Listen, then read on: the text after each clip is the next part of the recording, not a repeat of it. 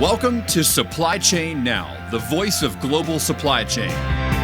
Supply Chain Now focuses on the best in the business for our worldwide audience, the people, the technologies, the best practices, and today's critical issues, the challenges and opportunities. Stay tuned to hear from those making global business happen right here on Supply Chain Now. Hey, good morning, good afternoon, good evening. Scott Luton with Supply Chain Now. Welcome to today's episode. We've got a great show lined up. We're continuing our series today that we like to call the Now Generation, right? Where we sit down with lifelong learners, students, educators from some of the leading supply chain management programs in the world. So with that said, I want to introduce our panel today. I'm going to start with Joseph Agresta, Assistant Professor of Professional Practice at Rutgers Business School. Global business leader with almost 40 years of experience with out there in global supply chain with companies like Johnson & Johnson, Allied Signal. So Joseph, great to have you here today. How you doing? I'm doing great. Thanks for having us. Really looking forward to it. You bet. Your ears may have been burning because we've heard lots of good things about you. So we'll touch on that here in a moment. Okay, great. All right. So joining Joseph, we've got Nikki Gaboff, a recent graduate of Rutgers, where she earned both a Bachelor's of Science in Supply Chain Management and a Master's of Science in Healthcare Analytics and Intelligence. How about that? So Nikki serves as a graduate assistant at Rutgers, and she recently completed a supply chain internship at Johns Hopkins Medicine. Nikki, how you doing? I'm good. How are you? Wonderful. Thank you so much for joining us here today. Thank you for having me. All right. So to round out our panel here today, Nikki and Joseph both are joined by Haley Carlsen, also a recent graduate of Rutgers, where she earned her undergraduate degree in supply chain management. Now, she's currently, much like Nikki, she's currently earning her master's at Rutgers, also in healthcare analytics and intelligence. Man, they've got the thing going here today. So now Haley currently serves as a specialist Global Site Services, Procurement, Governance, and Analytics with Merck. Haley, how you doing? I'm doing well. Thanks for having me, Scott. You bet. Man, I can only imagine how difficult all of your classes were with what y'all majored in, and I can't wait to learn from Haley, Nikki, both of y'all, and of course, Joseph here today. So where we want to start then, before we get into the heavy lifting maybe, let's learn a little more about all of y'all, kind of on a human level. So Nikki, let's start with the universal question. Nikki, where did you grow up? I grew up in Brooklyn, New York, and I moved to Mattawa, New Jersey when I was around 15. So, okay, all right. It was an interesting switch. Well, So grew up in Brooklyn, and then spent maybe your high school years and beyond in New Jersey. I bet it's got to be so cool growing up in a city like Brooklyn, of course, with the backdrop of New York City. What was one of your favorite parts of growing up in one of the world's greatest cities? Yeah, I think that having my family all really close, my grandma, my aunts, my uncles, my cousins. So being able to grow up and live so close, and my cousins were all really close to my age. So being able to grow up and have that support system around me, I think was really cool. A lot of things were just really close. I was able to walk a lot of places and do a lot of things. And I think that was kind of the biggest adjustment moving to New Jersey is everything isn't so close to each other, so easy to get to. You more have to get into a car or something of the sorts. But yeah, I really enjoyed it. I went into Mattawa, New Jersey halfway through high school, actually. So my first 2 years of high school were in Brooklyn. My second 2 years were in Mattawa. So that was definitely different. My high school in Mattawa was, I think, about a quarter of the size of my high school in Brooklyn. Wow. Okay. So that was definitely an adjustment for me. So big fish in a big pond to big fish in a smaller pond at least when you moved, huh? Right. Yep. All right. Well, what I'm going to do, we're going to find out where everybody's from, and then I'm going to circle back and give y'all a heads up because we love talking food here at Supply Chain Now. I'm going to get your one favorite dish growing up, okay? So, Nikki, stick tight. We're going to come back to you on that question. Haley, let's move right along. So where did you grow up, Haley? Born and raised North Jersey, a small town called Ringwood. It is pretty much upstate New York, but in NJ territory. in the woods, hiking, fishing, anything you can think outdoors is where we grew up. Okay. Home of the Taylor ham, egg, and cheese. It's a very controversial topic in New Jersey. It's not pork roll, it's Taylor ham. But yeah. What makes it controversial? There's a discrepancy between North Jersey and South Jersey if it's Taylor ham or if it's pork roll. Okay. Well, thank you for giving me a heads up. I don't want to offend anybody as we talk food here today. All right, one more quick follow-up question for you, Haley. So everything outdoors, did you play any sports? Yeah, I played soccer growing up on the travel team for my town, and I'm an avid hiker still to this day. Okay, wonderful. All right. Love the picture you're painting there. Okay, so Nikki and Haley, let's talk about Joseph. Let's find out where you grew up. So I am a New Jersey born and raised, and proud of it too, right? So I grew up in Bergen County in a town called River Edge, suburb of New York, and got married when I got right out of college, and I actually moved to Ringwood. So I live up in the hills as well, and it's interesting because even though we're maybe 25 minutes from where I grew up, when you have to go over the mountain and the terrain changes, I thought my parents were going to have a heart attack when we bought a little log cabin up here when we first got married. But it's been a great ride. It was a great upbringing in River Edge. My God, just to have just tons of kids around you all the time, to play ball, to do whatever. It was just a really great upbringing. So really fortunate. Man, sounds really fortunate there. Well, we're going to circle back with you on you have moved mountains out in the industry, and now you're teaching others how to move their own mountains. So we're going to learn more about your background here in just a minute. But as I mentioned, and as Haley already kind of let some of the cat out of the bag, let's go around the horn, and Nick, I'm going to come back to you first. Growing up in Brooklyn and then New Jersey, what's one food dish, or maybe even name of a restaurant, whatever your preference is, that was a big part of your upbringing? The first one that comes to my mind is specifically L&B Spumoni Gardens in Brooklyn. It's like a pizza place, but they have like a famous square slice that my family goes crazy for. Like every time we're in Brooklyn, even now to go visit family, it's always a stop on our way there or back that we have to either go and eat there or bring some back. It's always just like the first thing that comes to our head whenever we're nearby. So that even since I'm little, that's always been like my favorite meal, probably to this day, to ever have. Love that. And you had me sold. So next time I'll be looking for that when our next trip up. Haley, you've already mentioned the pork roll versus the ham sandwich. If I said it right, it sounds like there's a couple camps. Is that right? Yeah, it's called Taylor ham. It's the brand of pork roll. It's a staple in New Jersey, breakfast bagel, salt, pepper, ketchup. It's not my favorite food, though. It's just something What's your favorite? I feel like has to be said about New Jersey. I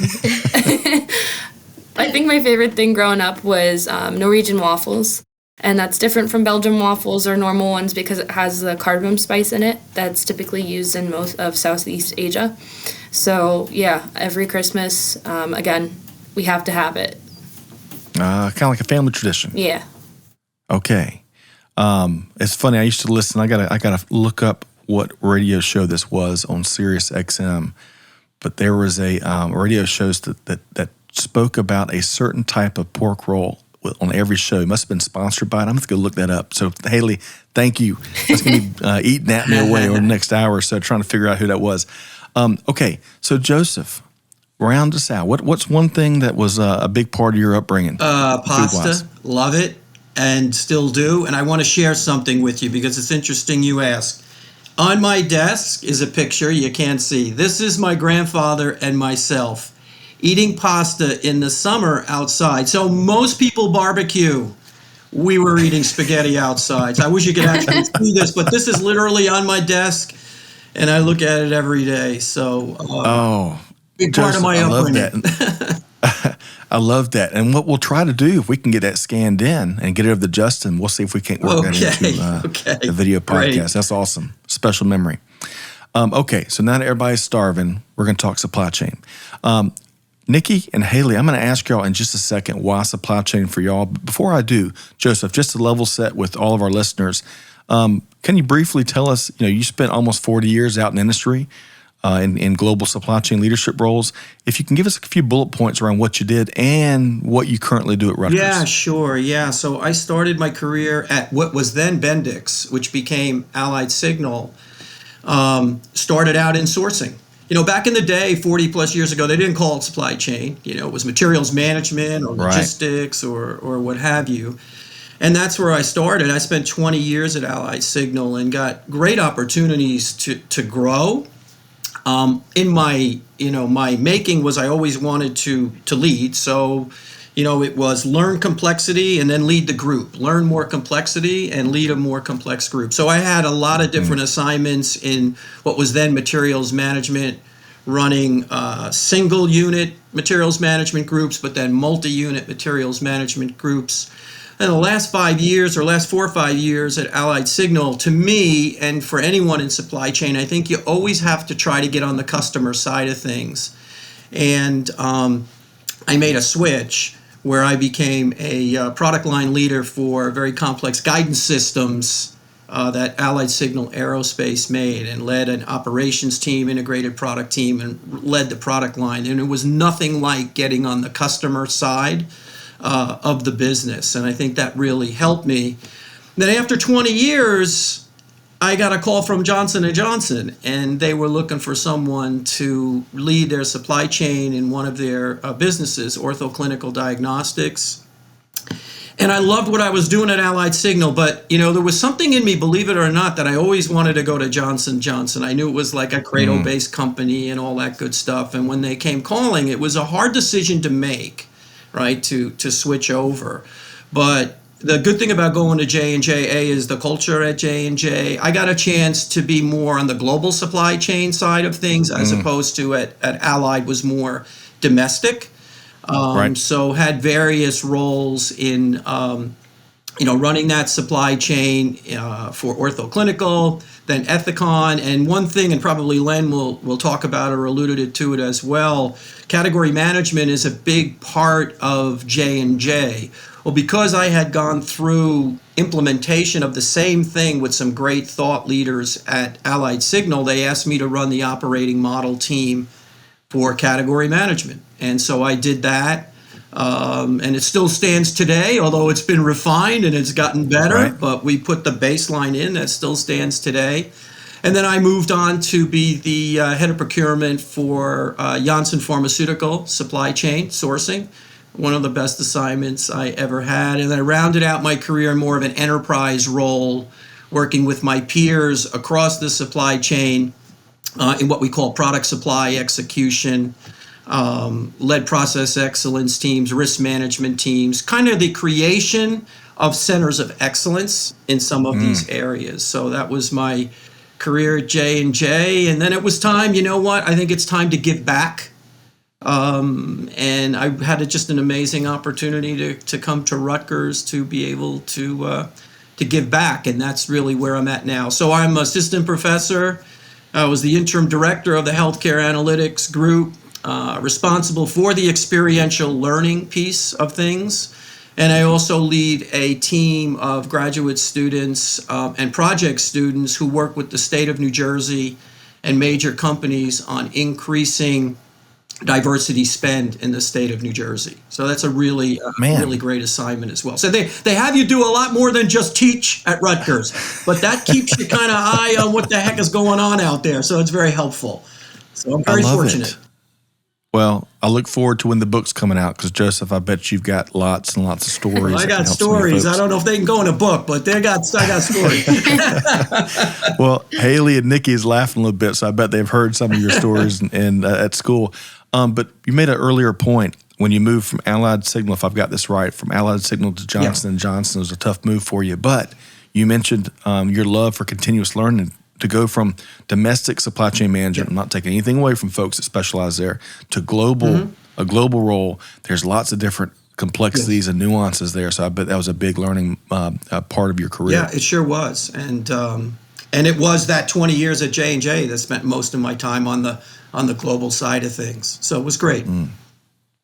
Sounds like it. Okay, so and we're gonna hold you to. We're gonna see that book. Okay, you got so much to share, and I love your give back there because Haley and Nikki and I bet so many other students at Rutgers have really benefited from all that you did in industry, all that you did well, and maybe I bet you share some of the things. We all make mistakes. What we share that with others so they don't make the same mistakes. So I love that. So Nikki, I want to circle back to you here. So why supply chain? Why did you say, hey, man, this supply chain management, that's where I want to spend my time and build a career out of? Why supply chain for you? Yeah, so when I was declaring a major in the business school, I tried to do as much research as I can on all the different majors just to kind of get a better understanding of what I was going to be spending most of my time in before declaring. So my dad actually works in logistics and distribution, so I did have a little bit of supply chain knowledge just from him and his day-to-day, just seeing a little bit of it.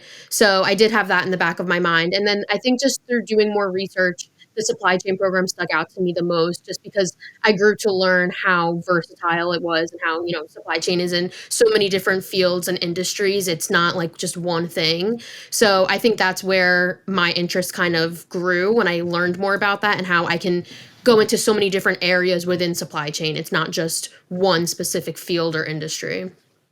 I love that, Nikki. And I love the role your dad had. Learning from him. I bet your conversations with him can look a lot different now versus when you were in high school, right? Yep. All right, and I love the diversity of experiences you mentioned that's so available in the supply chain profession. Haley, same question to you. Why supply chain? Well, I got to be honest with you, Scott. I did not do a lot of research.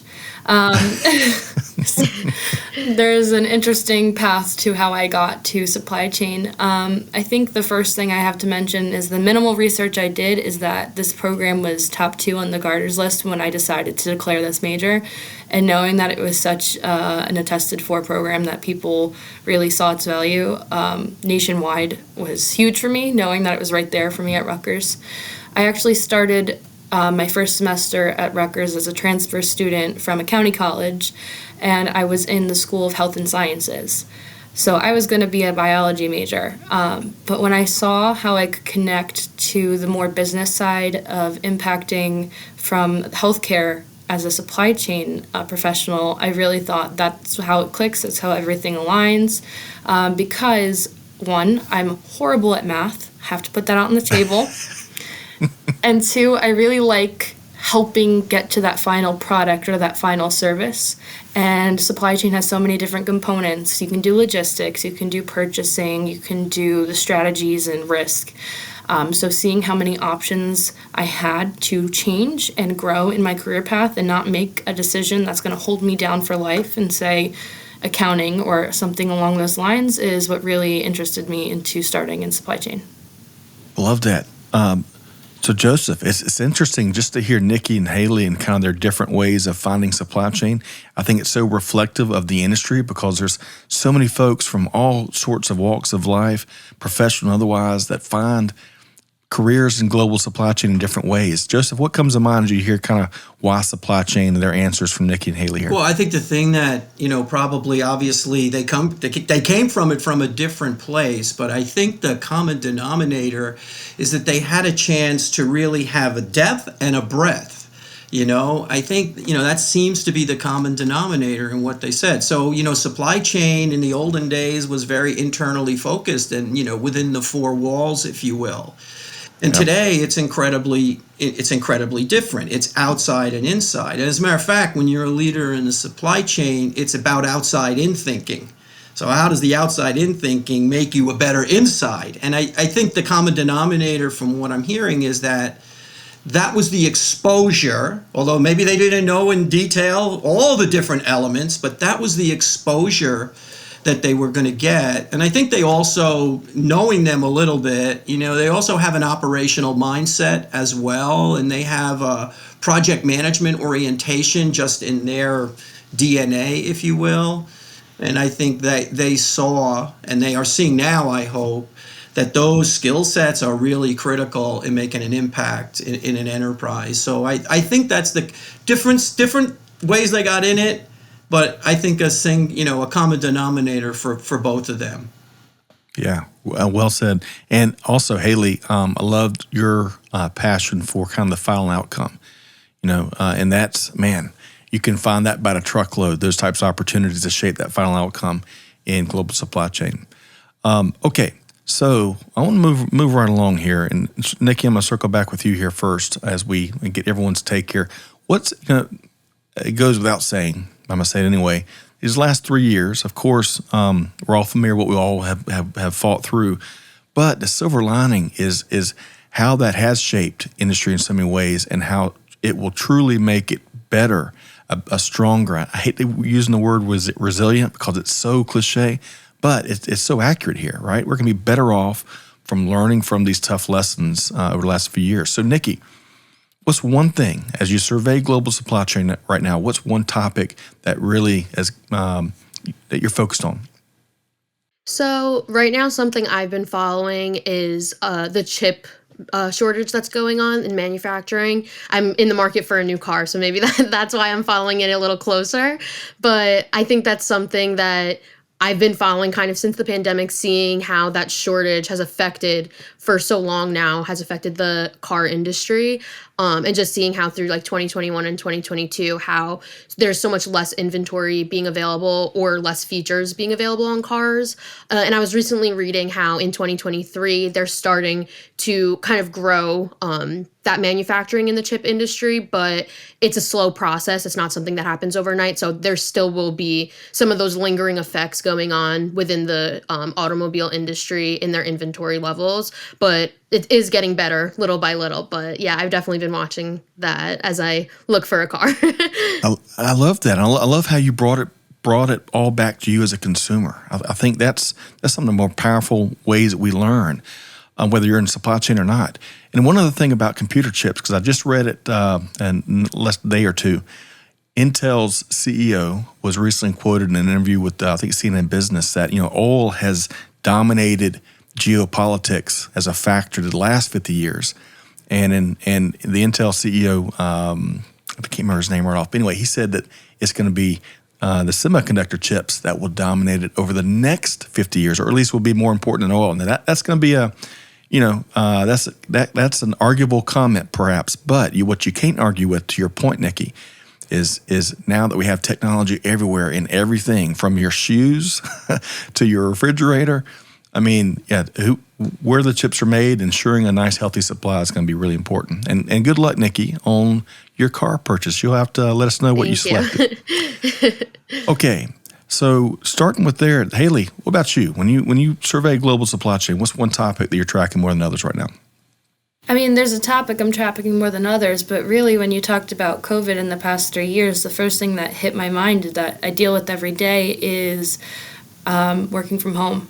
You can see I'm not in an office right now. I'm in the middle of my work day, and I have a global team. So how it has increased and improved drastically from the beginning of COVID till now, how I can communicate with my stakeholders and business units globally has been amazing. The ability to reach them with different platforms, Zoom, WebEx, Microsoft Teams, it's fantastic. That was just a little sidebar. I think the main topic that I'm tracking right now as it relates to my job is the energy crisis that's going on in Europe.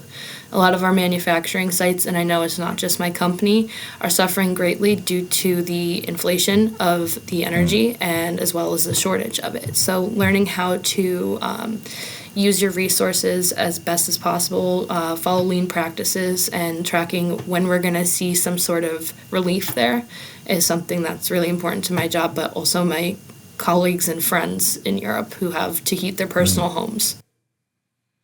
So well said. And it's easy to lose sight sometimes of different challenges that different parts of the world are facing, but I appreciate you bringing that up. And going back to your first point, the working from home, man, the convenience that's offered so many folks. I live in the Atlanta area, metro Atlanta area, and, not commuting into our studio in town, man, some days that was an hour and a half drive easy, right? But on the flip side, I think, and Joseph would love for you to not only hear what you're tracking, but also get your comment here.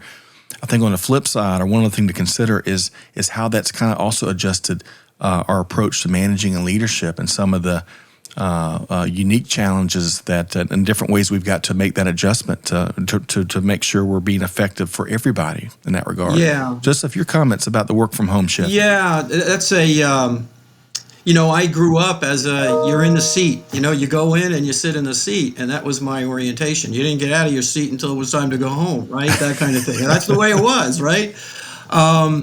I definitely think, to Haley's point, it has made the global ecosystem more accessible.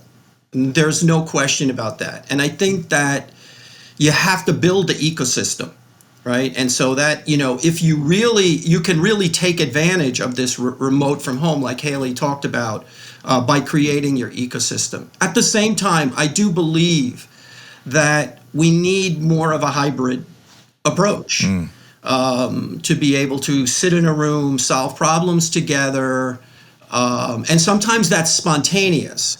I think the challenge with remote working, which is, you can create the ecosystem, everything is very controlled and timing is very controlled. When can I see you? When can you get on? As opposed to sometimes problems hit in the supply chain immediately, and you can assemble the team and you can assemble the engineering team and the supply chain team and whatever. So I think we need to have more of a hybrid approach, really. Some remote, some coming together in a hybrid fashion. I mean, we are human beings, so I do think that's important. But I think it's here to stay. I just think now we have to create the balance for that. Yep. I feel very, very, very, very strongly about that. Just to maybe digress a little bit. Joseph, right before you do, if I can add just one quick comment, because it everything's interrelated here. Going back to Nikki's comments around the chip industry, there's a phrase that's really given rise the last decade or so, the digital divide, right? For a portion there during the pandemic, many folks, including me and my wife Amanda, we homeschooled our kids for about a year, right? And we were fortunate to have technology and internet and stuff at home and devices, but as the digital divide suggests, there's so many folks that didn't have that option, and there's so many different definitions of the digital divide. It's not only a small part of it is lack of supply. Sadly, in many ways, it's lack of access, which you and Haley both were addressing. So that digital divide, we got to keep it front and center to meet folks where they are, make sure they have what they need, and they're not left behind in this digital era we live in. Joseph, you were about to digress. No, I was just going to say, that, I think both Haley, Nikki really touch on great things and to make that ecosystem. When you're living in a global supply chain as well, sometimes you have to be in the region at times and things like that. And I do think that's become important. And in my career, one of the things that was most beneficial to me in the supply chain was building peer-to-peer relationships outside of where I lived. So peer-to-peer relationships in China, in South America, wherever it is. And I think that's something that even in the remote world, companies or enterprises need to ensure that people in the supply chain can build those personal peer-to-peer relationships as well in the regions of the world. I do think that's really important. And I know it helped me quite a bit in my career. So I just wanted to touch on that a little bit. Joseph, I love that. There's an old saying called dig your well before you're thirsty. And I love relationship building, the importance of it. It's difficult to build those relationships when you need them to solve a problem, right? You got to be proactive. So I love your comments there, Joseph. If I can, really quick, I want to circle back to Nikki and Haley.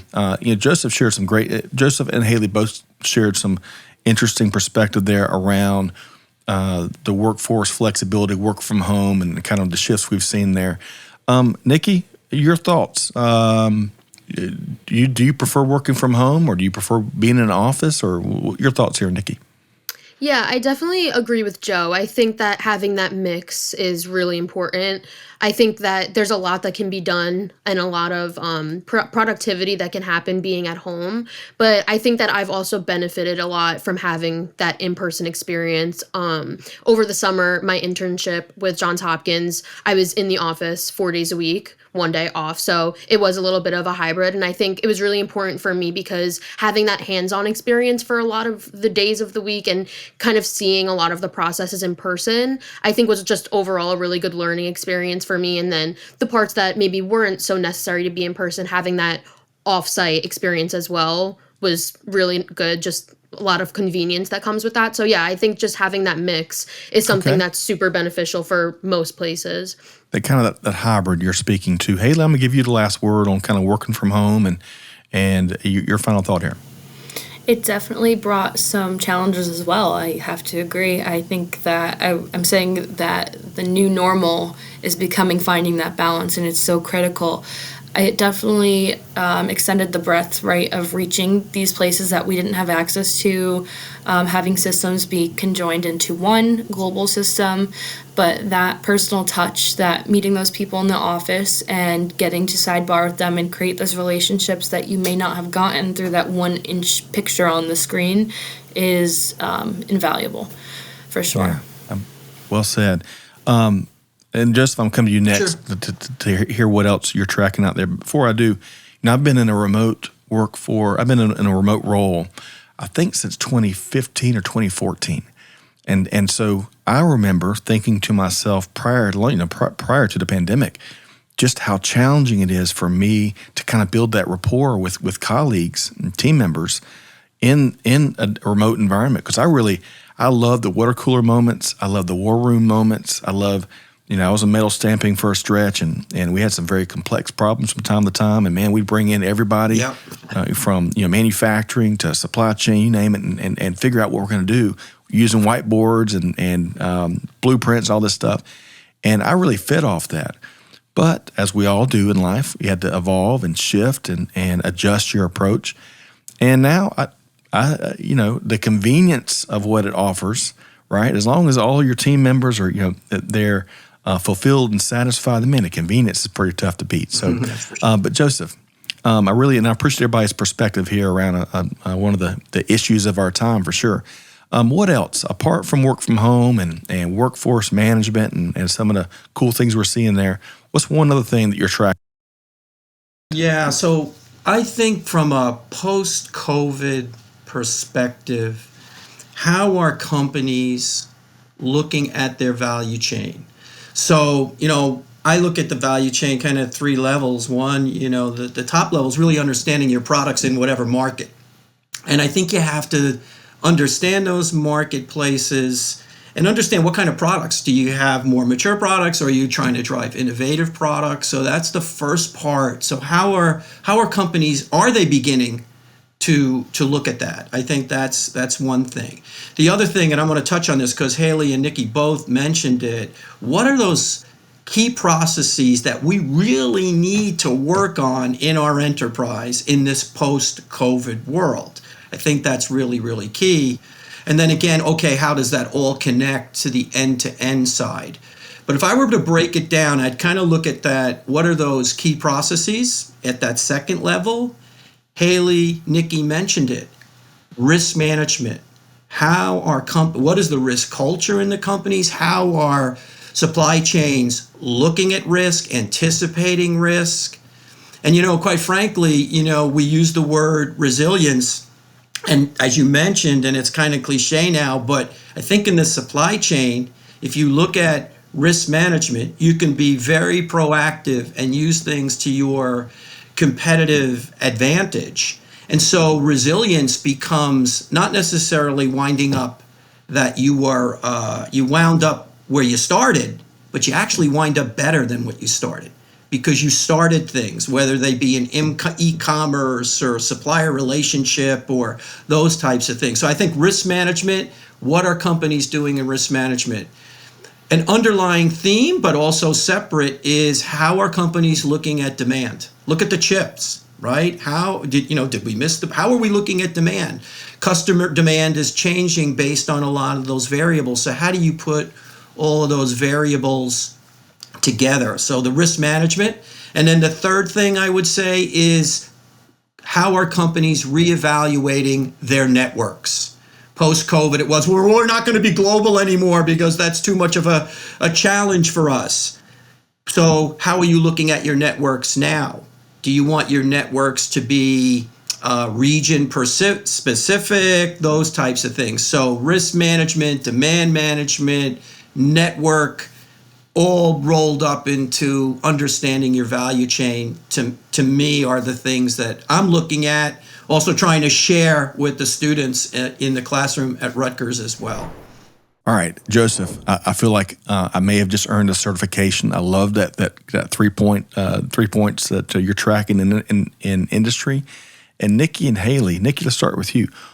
What's the thought that comes to mind as we heard there, connecting the dots, how companies are viewing demand, their processes, how the industry is changing and evolving? What comes to your mind, Nikki? Yeah, I think those are all really good points, but something that definitely stuck out to me was the whole risk management aspect of it. Obviously, COVID was definitely unprecedented. No one could have expected something like this to happen. So I think it just showed how important risk management really is and how it's all around us. And, the better companies work to minimize that risk, the better position they'll be in going forward. And I definitely got nostalgic thinking about the risk management class that we had together. That was one of my first classes with Joe as my professor. So definitely started thinking about some concepts from that too. But yeah, overall, I think just having forecasting when it comes to demand and trying to have as much of a robust system as possible when it comes to that stuff is just going to put companies in a better position going forward and have that competitive advantage as well. Man, Nikki, very nice. Okay. Thank you. So, Haley, what comes in your mind between Joseph's comments and what Nikki just shared? Your thoughts, Haley? That is what's happening. It is the supply chain now. Sorry to be cliche, but truly it is what's happening with the workforce and supply chain.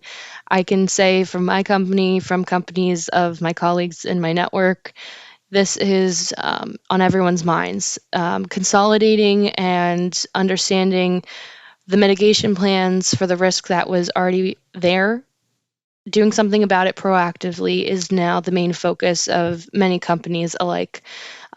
We are reducing the way that we're working. Again, I mentioned about the breadth of now this global reach and what we can do to correct it and make it better and continuously improve.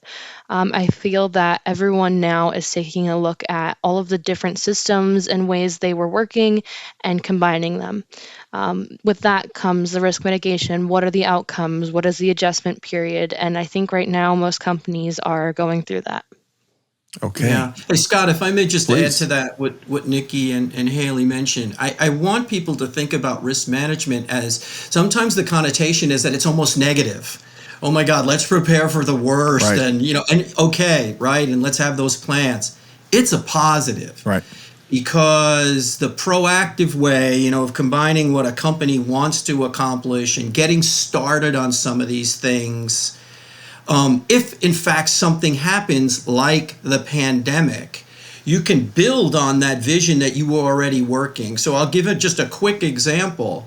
Companies that were putting money, let's just say, into e-commerce, right? And that was part of their direction that they wanted to go as a company.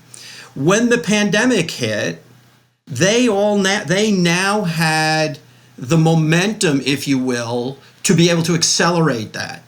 And you will see some companies who maybe went from 30% e-commerce sales to 60% during the pandemic. Yes, buying behavior changed, but they were not starting from scratch. Right. So I really think that the risk side of things, companies also need to look at it as how do we use that as a competitive advantage as well? And so all those things come into it. I completely agree. Lean into it. It's not a negative. It makes you a stronger organization. It helps get stuff out of your blind spots and helps your team be more prepared on so many different levels. So excellent point, Joseph. And thank you, Nikki and Haley, for your comments as well. Moving right ahead. Gosh, I could talk with y'all for 3 or 4 hours here. So let's talk about Rutgers Supply Chain Management Program. Clearly well regarded from across industry. Haley, I think, mentioned the Gartner rankings that it's appeared on. So what makes it, and Nikki, I want to start with you. As someone has clearly gone through it, right, and here to talk about it, What makes the Rutgers approach to supply chain management so special? Yeah, so as you can see, 2 degrees later, I love Rutgers. I've had really good experiences from beginning to end with the program, but I think something that sets the supply chain program apart from so many others, the first thing that comes to mind is just the professors and the staff. I think they've all been really great to work with, and in multiple aspects. I think one being that they're just really accessible. They show how much they care about the program and how much they want to help the students in a multitude of ways. And they always want to answer questions and help you find opportunities moving forward. And they just want to see you succeed. So that was definitely a big thing for me. And I think also just the fact that so many of the professors do have that industry experience that they can then apply to their classes. I think it just made the learning experience so much better to kind of have that real world example being implemented and not just, showing slides or showing things in a textbook. Being able to get that aspect and see how professional and how much experience they have, and being able to kind of lean on them for that expertise when I was looking into, jobs and different opportunities for myself, just made it a really good support system, not only from the classroom, but also outside of the classroom. Such a great point. And Joseph and what he has experienced in his career, almost 40 years out there doing it, and then bringing all that into a classroom so that y'all learn not only from what I'm hearing Nikki say, not only from the textbooks and established best practices and the curriculum, but man, the stories. And let me tell you about when I was going through it, been there, done that, got the t-shirt, right? So that's a great, and that's a great, for our listeners out there, I've long held that as you're evaluating not only colleges and universities, but certificate programs, tech schools, whatever, make sure you know who you're going to be learning from, right? Don't stop at the name of the institution or what have you. Make sure you know who you're going to be learning from. All right, so Haley, what else would you add to what Nikki shared about what makes the Rutgers Supply Chain Management Program so successful? I could piggyback off of Nikki's comments again for another 2 to 3 hours. I could not believe what Rutgers had to offer its students. I'd say the way that they set up the curriculum, they really thought about what comes after, more than just making sure they can pass a test and get a good grade. A lot of my professors didn't care as much about getting the right answers as long as you were learning from what you did wrong or what you could improve on. And that is irreplaceable to me. They have offered out of class time to review for interview questions, multiple professors, and share what they have learned and how things have changed with their colleagues that they still have in their network. That, again, is more than I expected. I expected to get a degree and learn about the main principles and concepts in supply chain, but I got so much more out of it. I think the biggest part that sets Rutgers supply chain program apart from the other ones that I have witnessed, hands-on experience. I personally was, like Nikki, working as a program manager of the client projects where we worked with companies, but I also got to participate as a student and work with the company, Robert Wood Johnson, and get their real-world, timely problems and create solutions for them, and being able to learn their new systems, see what's actually being used. A lot of it is Excel. Getting that hands-on experience prepared me more than any test on multiple choice questions could have ever done. Man, okay. So Joseph, that's good. Hearing from Nikki and Haley along those lines, that's got to make you feel pretty good. So what do you think as a differentiator at Rutgers? Yeah, so I was a bit spoiled in that I came from 2 world-class companies, Allied and J&J. And one of the things about those companies is that they're always on a continuous improvement path, right? And that is in the culture. And so when I came to Rutgers, that was my expectation. And Rutgers Supply Chain, which is a very young program, really, it's maybe 10 or 11 years old. The way that it is on this continuous improvement path on all levels, whether that be in the classroom, the experiential learning piece is huge at Rutgers, right? We literally have 200 students every semester doing projects, and that's not including internships and co-ops and all of those other kind of things.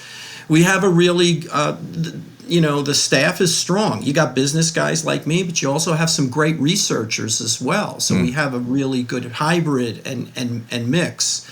Excellent leadership, and they give the professors the freedom, right, to be able to leverage your strengths, and I think that's really a very important factor. And every professor is very accessible to Nikki and to Haley and to everyone else. And the other thing I would just say, and this is purely about Nikki and Haley, they were program managers for me in the experiential learning program. They kept me straight. I want to thank them for that, right? At the same time, Rutgers had no problem with them being the student representative on advisory boards with senior leaders of companies. No problem, right? Sometimes people would get, oh no, well, we can't do that. You go. They were in the meetings, in the advisory board meetings with senior leaders from all these different companies, and Rutgers said, do that, get them involved, get them engaged. And I think that's the thing about Rutgers that's a little bit different. Yeah, Rutgers is a huge school, but I think the supply chain team has a small school feel, if you will. And I think now I'm very proud of these two, and what we want to continue to build too is great alumni. We have great alumni, Len DeCandia, great alumni who actually helped start the supply chain program. Right. How do we emulate what Len has done with, maybe Nikki and Haley will be the next Len, kind of thing. And that's what we want to try to do. That's really important for Rutgers as well. So Nikki, Haley, you said it well. It's what you take out of it. It's what's out of the classroom. I think that's the big thing about Rutgers. So I guess you can tell I like it here, and we want to encourage people to come. But this is proof. It's Nikki and Haley. They're the examples, not me. That's right. That is right. And I love what you mentioned about empowering students to sit in a chair, make the decisions, have the conversations. That's what it's about. Okay, you mentioned Len DeCandia. You read my mind, Joseph. So we had Kelly Barner and I had a great opportunity to sit down with Len DeCandia. It's probably been a couple months ago. And folks, we'll include the link in the show notes of this episode, the link to that episode. And what a great, much like the three of y'all, what a great storyteller and just a fountain of knowledge. A couple of things I loved, and I think Nikki and Joseph both had a chance to listen. I'd love to get y'all's thoughts, and of course we'll get Haley's take too. But one of the things he mentioned is, growing up in the melting pot that is the U.S., right? As a kid, on Friday nights, all of his friends would be running home after a full days of playing and school and all that stuff, and they'd all have pizza. But Len's mother gave him fish soup. That's what he was going to get. And they still have it. So evidently it's got to be a legendary recipe. And then on a more serious note, one of the things that I love talking about is trust and the power of trust. And Len really doubled down on that and spoke about once you've got trust, not only can you move mountains internally with your supply chain organization and your supply partners and all that, but equally, if not more important, once you have trust with the customer, it changes everything, right? So love the interview. We'll include a link in it in the show notes here. Nikki, I think you had a chance to listen to a portion of that. What was one of your favorite moments there from Len?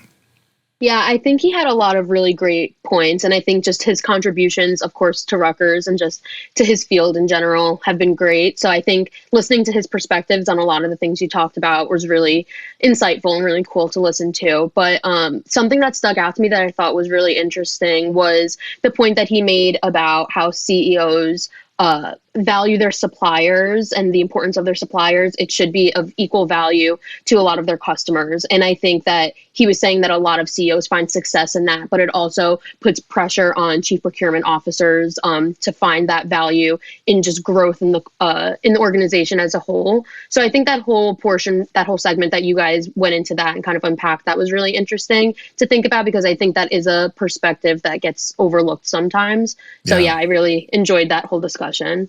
Nikki, great point. And he also mentioned during that same segment, if my memory is right, how he always was preoccupied with the health of his and the welfare of his suppliers' employees and how they're a really important part of the overall ecosystem. So I love that point there. So true. Joseph, I think you were able to listen to that. What's one of the things that stood out to you? Yeah, well, it's interesting. I like to go back to the trust thing because, and triangulate that with what we talked about with risk. Trust is the foundation of eliminating risk, right? Whether it be with your customers or your suppliers or whatever it is. So making sure that trust mark never is wavered is very, very key, and something that obviously, Len worked on both sides of the fence. What is our patients and our customers? What do we must do to ensure trust vis-a-vis our credo at Johnson & Johnson? And certainly our supply base. So I think that always was an emphasis of him. I think he's also someone who recognized that, I'll call it the digitization of the sourcing world and how to connect things. I think that became, very, very important to him. And the other thing is the supplier relationship management piece of things, very, very critical. So, I've had a chance to work with him. So just a great thought leader in this space. And I know he continues to be a thought leader in this space. And the other thing is, he's also been involved on a personal level in people with special needs and things like that. And I think that's a very important aspect. And actually in my own personal life, I've kind of carried that on. And I work with a group of people, some from J&J, where we've developed a leadership program for people with special needs. And it's just what we do. And it actually came from some of the things that Len sponsored there. I retired, connected with these people, and kind of kept it going. And just the other piece from a Rutgers standpoint, if I may, I think he's, I would say, a benchmark alumnus, if you will. Certainly he helped start the program. But we want to, as a role model, we want to see our alumni be involved like he is. You don't have to be the creator of something, but that engagement, that kind of pushing us for continuous improvement, I think that's really, really important as well. So it's just some of the reflections I've had about the video, but also just knowing and working together. I love that. I love the kind of one of the themes I heard you share there, Joseph, is leadership doesn't start and stop with your functional role. What else are you doing for others outside of what Absolutely. You do for a living?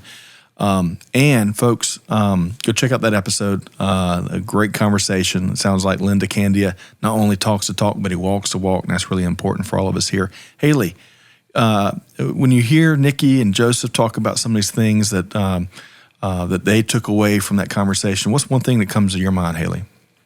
I really like the piece about trust when you're working in a big corporation. For us, it is about safety and well-being. And having that in your network of suppliers is the main thing. It is the staple and foundation of the relationship you have and your ability to operate and keep the business going.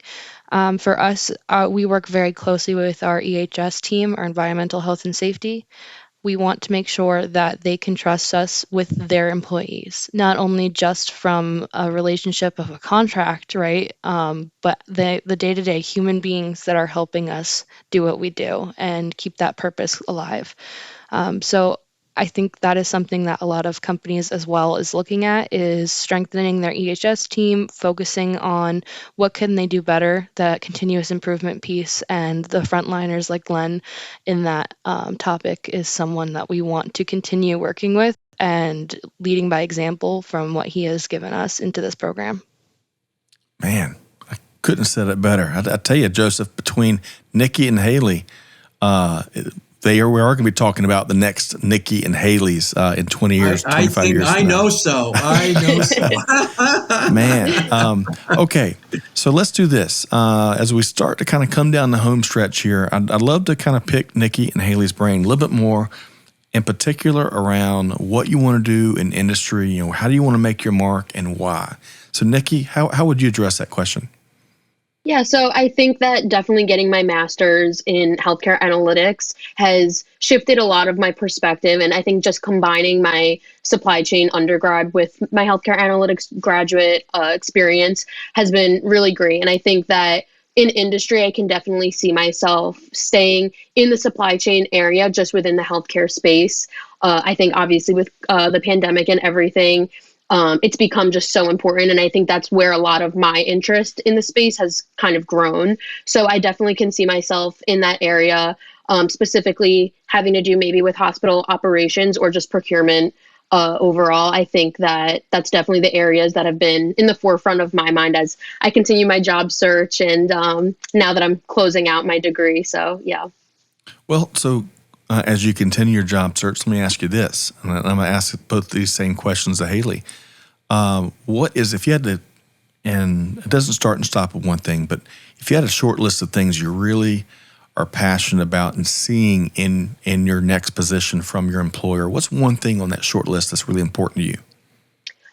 One thing that I definitely think of is just something that in leadership in general that I've grown to really like, whether it was a professor or an employer, just having someone who is really open to not only teaching me the things that are maybe specific to tasks I'm working on or things that I'm doing, but just in the bigger picture and the grand scheme of things, wants to give me as much knowledge and experience as a whole as I can get. I ask a lot of questions. I'm curious about a lot of things. So I think just having a leader that can not only lead by example, but be able to provide me with, an overall view of a lot of different things, not just what's specifically pertaining to something that I need to get done.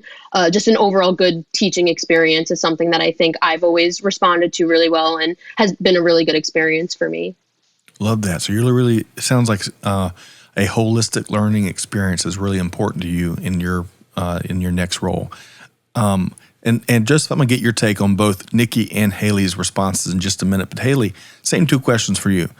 First, tell us, how do you want to make your mark in industry and why? The why I'll say first. So the reason I came to the mix again of an undergrad in supply chain and now healthcare analytics is my grandfather, and more specifically his care.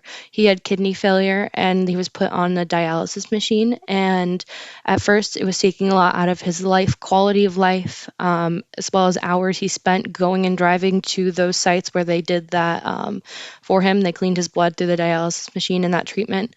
And over time, there became the option of hemodialysis. So that is at-home care where you can have that same treatment done, but from the comfort of your own home. It's less aggressive on the body, and it did extend his life by 10 years. 10 years.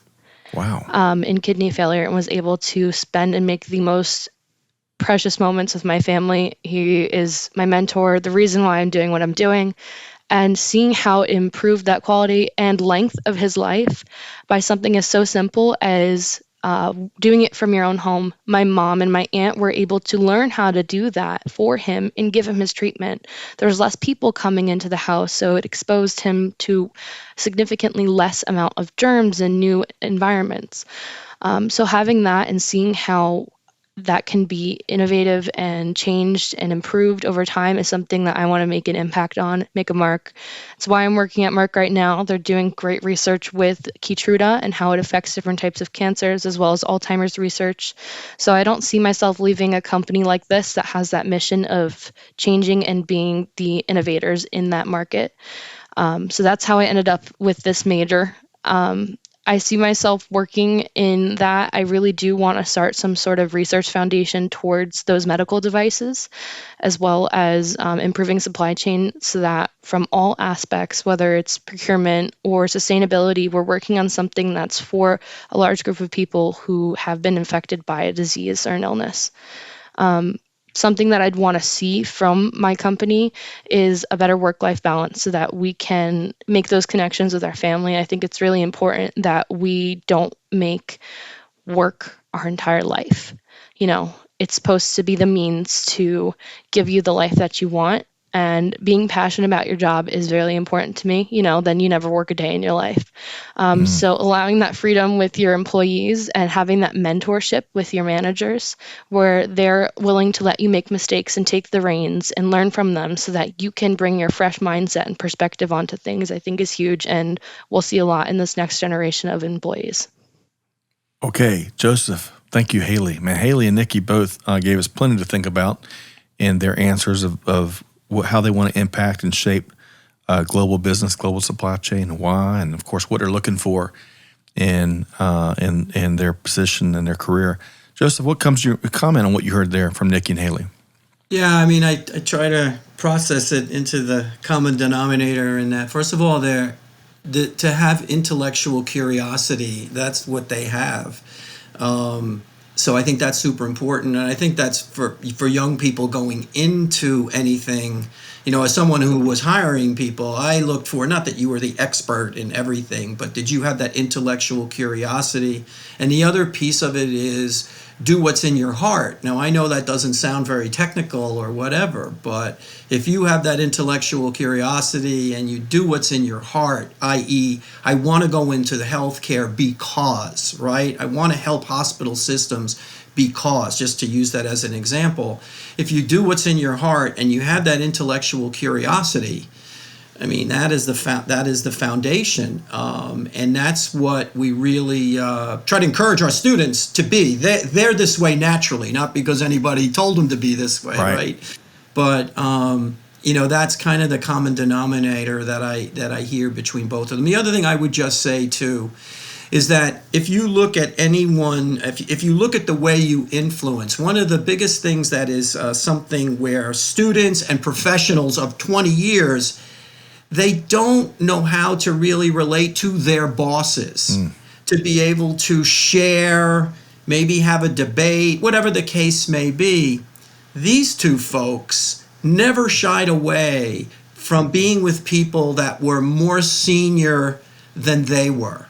And so they practiced and they built a muscle in having that natural way. So that's another little bit of advice I would give to anyone, whether you're just starting out or you've been in business for a while. Put yourself out there. People above you, they're really, at the end of the day, whatever personality they have, they're looking for you to have an impact, and they're looking to learn from you. And I got to be honest, as a professor now, I'm learning from them every day. They have a perspective that may be different than mine. Fantastic. So those are the kind of the three things that I see from Nikki and Haley and what they discussed. Good things come in three all the time. And three is all I could remember, so that's another thing. Well, one of the things I want to touch on there, and then we're going to kind of learn a little bit more about why you love doing what you do, Joseph, is we've lost our ability in so many different ways. It seems like it's going to be a big generalization, but we've forgotten how to disagree, and that is so important. Yeah. Of course, harmony is important, and consensus and building consensus and agreement. But man, when we disagree and we do it professionally and respectfully and constructively, that's where we get big eureka moments and big leaps ahead for our continuous improvement across so many different levels. So I love that you said that, Joseph, because sometimes I know when I was earlier in my career, you had to pick your battles and pick those moments and kind of summon all your courage to disagree, especially if you're disagreeing with someone, the CEO or what have you. But we got to have a lot more of that and that frankness in the industry for sure. Okay, so as we start to wrap here in a second, first I'm going to kind of learn a little bit more about why Joseph loves what he does, and we're going to make sure our listeners know how to connect with all three of our guests here. Joseph, I knew before I even met you here and doing my homework about you, I knew you loved doing what you do at Rutgers. So why is that? And give us one of your favorite, maybe recent moments from the classroom, so to speak. Yeah, well, first of all, I like giving back for whatever it's worth, for whatever they can get out of it. It certainly gives me an energy from the students give me an energy that then I can put out there. So it's really about, for me, giving back and sharing. I love what I do too because Rutgers gives me the freedom. And I think that as a professor, that's really important. They don't put me in a box. They let me experiment with things. They support me in things. I'm like, wow, they asked me to do a fellowship on innovative teaching. And I'm like, wow, you asked me? And yeah, and I did it. And I'm just an industry guy, right? And Dr. Key asked me to do it and the learning I got from it. So it's in the classroom, it's outside of the classroom. Rutgers continues to give me the exposure to companies on the outside. Because quite frankly, I think if I didn't have that, I I wouldn't be current at all, right? You really want to know. So I think Rutgers on all dimensions, but most importantly, how do I help the students? How do I help them, whether it be from a career perspective, just coaching them in the classroom. I hope that you see that, Nikki and Haley, they articulate things really well. They think about things. They bring things that they've heard, not just from me, but from other professors. That kind of gives me an energy to continue to do it. And like I said, Rutgers is, just giving me the opportunities. They gave me an opportunity to be the interim director of a master's program that these two folks are in. And I'm not an analytics genius by any stretch of the imagination, but they said you can do it, and so that's what I love about Rutgers. Gives me a challenge, because I want to continuously learn as well. They let me do it, and we've got a bunch of really good students. And I also will say Rutgers also probably has one of the most diverse student bodies in the nation. And I think that's really good, because that's where a lot of learning takes place, not just for the students, but also for me. So Lots of different reasons.